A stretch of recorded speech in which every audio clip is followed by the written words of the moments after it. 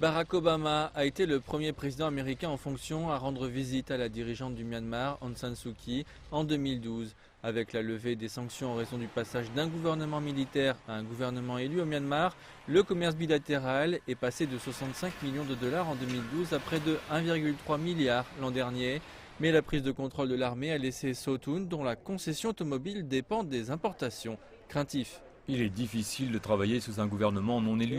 Cela crée des préoccupations majeures pour l'investissement. Les entreprises internationales auront de la difficulté à venir dans le pays. Le marché est très étroit au Myanmar. Il sera plus difficile pour les entreprises étrangères de travailler ici si le Myanmar était soumis à des sanctions. Si c'est le cas, elles quitteront le Myanmar pour maintenir leur image. Cela affectera donc nos entreprises, en particulier les investissements étrangers.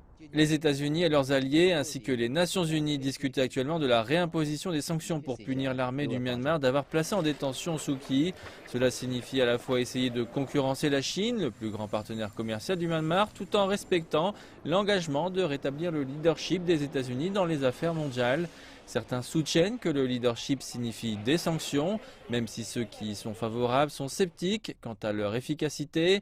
Ils pensent qu'une action décisive est impérative, y compris l'imposition des sanctions ciblées fortes et d'un embargo sur les armes, jusqu'à ce que la démocratie soit rétablie.